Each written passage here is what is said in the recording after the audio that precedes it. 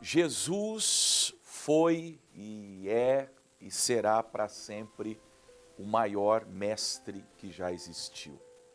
Um ensinador, ele que é a própria palavra de Deus e que nos ensina com autoridade, com poder, com unção. Nós temos nos evangelhos principalmente a nata, por assim dizer, do seu ensino, do seu evangelho, da sua vontade, dos seus desígnios, dos seus planos, de modo que uma leitura singela e contínua do evangelho, das palavras de Jesus, farão de qualquer pessoa, desde o leigo, o iletrado, uma pessoa, quem sabe, não tão escolarizada, até o doutor, aquele que tem PhDs, fará dele uma pessoa bem instruída acerca do reino de Deus. Bom, eu quero ler para nós hoje, tendo essas palavras introdutórias em mente, uma situação que aconteceu em Mateus 13, dos 51 aos 51 e 52, são 2 versículos, Mateus 13, versos 51 e verso 52. O Cleber já vai colocar para nós aí, você já vai encontrando, deixa eu situar você. Jesus começou pregando, no início do capítulo 13, a parábola do semeador. Aí ele fala, só para eu deixar aqui na ordem para você, a parábola do trigo e do joio. Depois ele prega a parábola do grão de mostarda e do fermento. Ele explica essas parábolas, ele explica também a parábola do joio. E aí ele prega a parábola do tesouro escondido, da pérola e da rede. Praticamente um dia inteiro de estudos, explicando as coisas concernentes ao reino de Deus, mostrando o significado, por exemplo, na parábola do semeador, que o semeador é o que prega, a semente é a palavra, os solos são os corações, e depois na parábola do trigo e do joio, são os 2 tipos de pessoas que estão na igreja, os que são trigo, que vão ser salvos, que vão ser recolhidos ao celeiro, o joio que vai ser mandado ao fogo, que não se converte, que fica brincando com as coisas celestiais.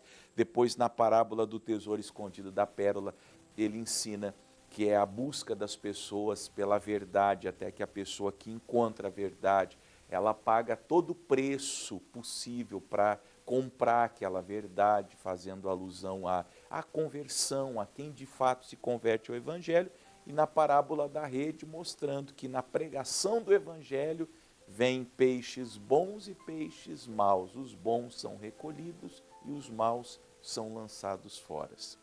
Quando Jesus termina esse estudo, digamos, esse dia de estudos, no versículo 51, que é o que eu me propus a ler com você, ele faz uma pergunta, e disse-lhes, ou pergunta-lhes Jesus: entendestes todas estas coisas? Eu quero tomar as palavras de Jesus nesse dia e falar com você, que me acompanha aqui no Paraná na Graça, as mensagens, palavras de Jesus, o Salmo do dia, o Evangelho do dia, examinando as Escrituras, sabedoria do alto.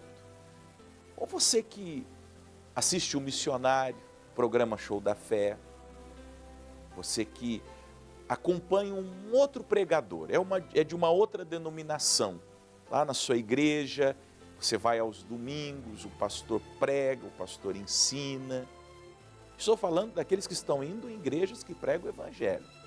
Você que está indo em igreja que só quer ter o dinheiro, igreja do tipo cabaré, não vou nem entrar no fato, e eu até peço que você não fique nesses lugares. Estou falando se você está genuinamente ouvindo o Evangelho. Porque, veja, o nosso mestre nos pergunta: vocês entendem o que está sendo ensinado? Vocês estão entendendo aonde o meu ensino está levando vocês? Porque nas parábolas, se você ler, como eu repito, todo o capítulo 13, parábola do semeador, do trigo, do joio, da rede, da pérola, da pedra preciosa, em todas elas, Jesus faz alusão à salvação, ao céu, à nossa reação ao que o Evangelho está propondo, a nossa decisão diante desse chamado do Evangelho. Na parábola do semeador, falando do coração pedregoso, coração com espinhos, o coração desatento, e aí por fim o coração que recebe a semente, que acolhe a semente, que permite que a semente, a palavra de Deus, produza 30, 60 e até 100 vezes mais. Então a pergunta de Jesus para mim, para você, para todos nós que temos algum contato com a pregação e quem sabe um contato diário.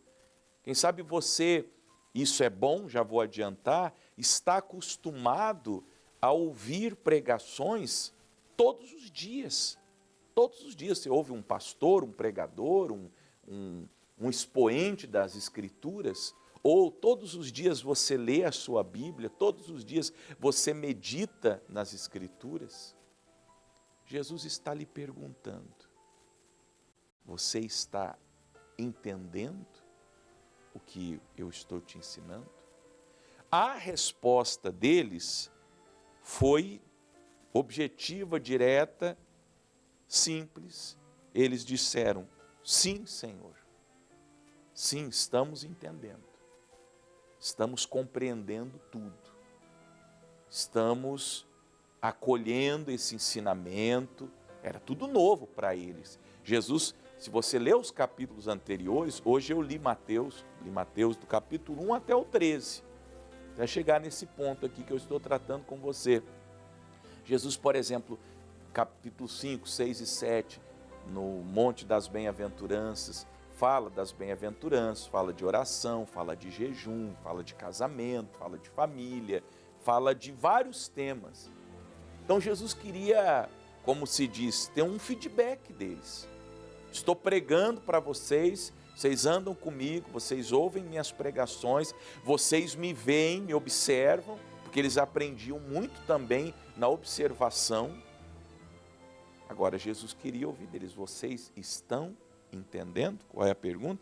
Entendestes todas estas coisas? Tem algum assunto que vocês estão em dúvida ainda? Eu tenho para mim que se alguém dissesse, Jesus, eu não entendi muito bem aquele tema da oração. Ou, quem sabe, eu tinha ouvido que era de uma maneira, mas aí o Senhor falou que era de uma outra, porque Jesus, sempre que apresentava um assunto, geralmente ele apresentava como era antes. Então, quando ele fala da oração, lá pelo capítulo 6, eles, olha, vocês aprenderam a orar para aparecer aos homens, de pé, nas sinagogas, nas esquinas, mas o meu ensino é diferente. Quando vocês quiserem fazer uma oração, vocês vão num quarto, tranquem a porta e orem em secreto.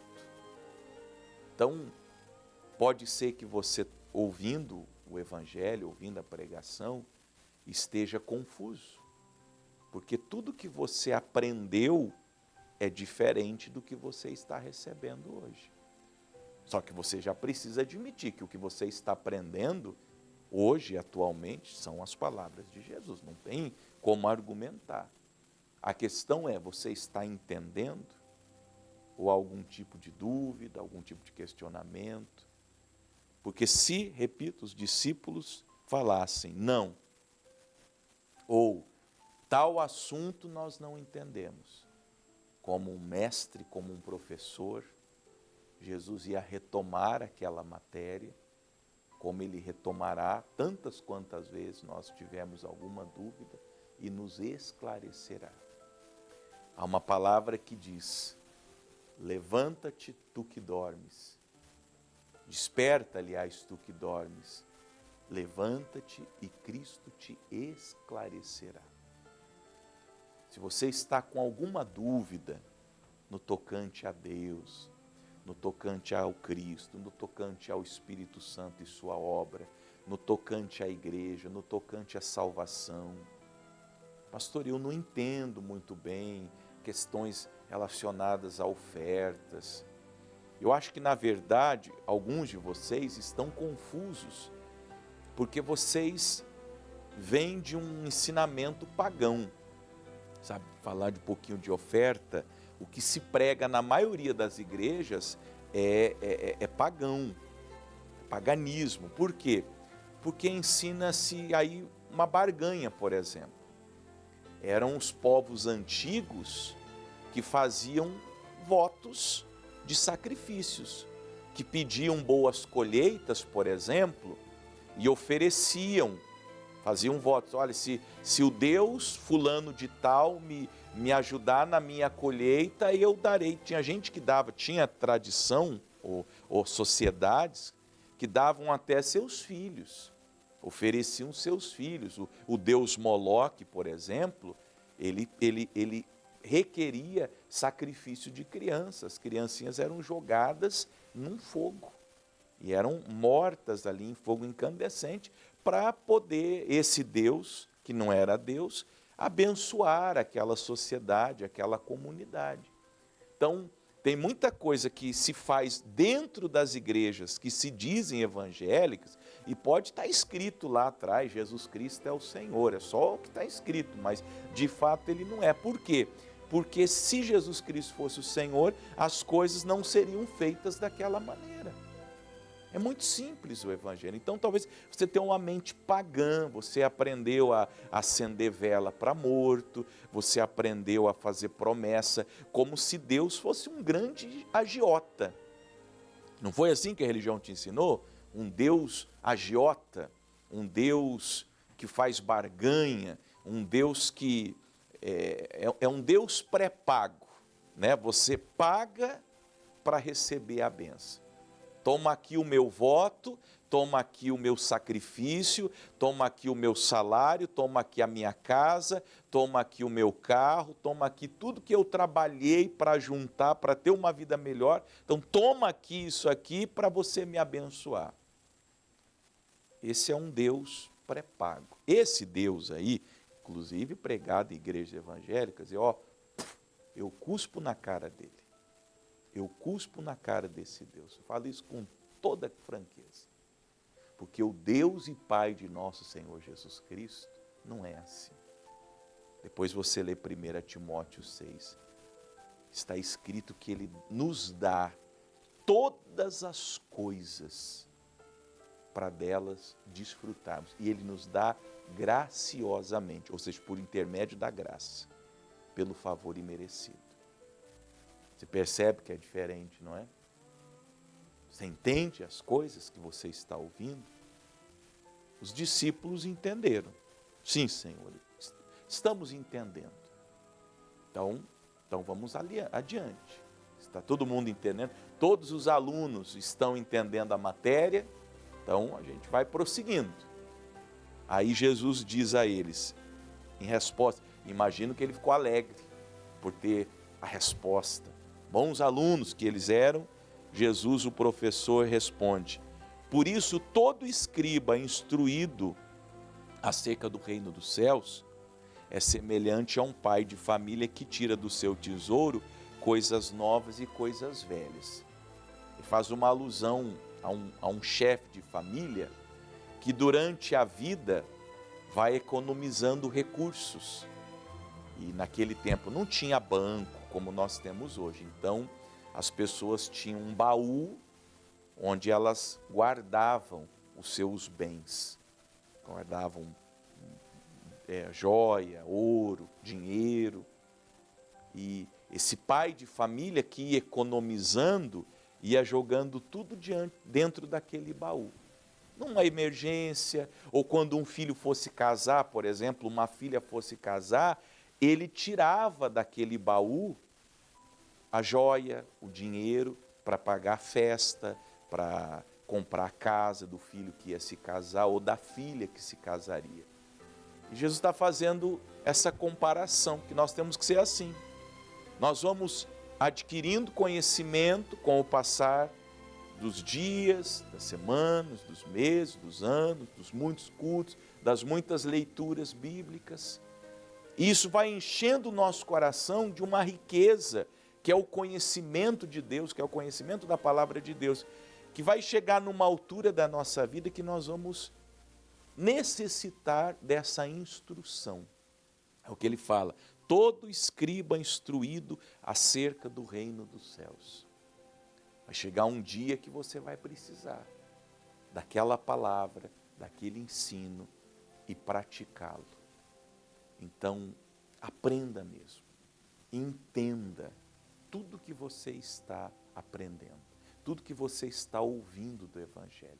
Peça discernimento para que tudo que não for Evangelho, você retire da sua vida. Tudo, absolutamente tudo. Olhe para mim, olhe nos meus olhos. Até eu, se eu vier aqui pregar algo que não seja o Evangelho, você descarte. Porque a única coisa que importa é o que Jesus ensinou. O resto é lixo, é esterco e tem que ser lançado fora. Amém? Fique com essas palavras de Jesus, com essas perguntas, ou com esta pergunta de Jesus. Você está entendendo todas as coisas? Sim ou não? Se sim, ele vai te ensinar mais. Se não, peça para ele te esclarecer aquilo que você ainda não entendeu. Amém?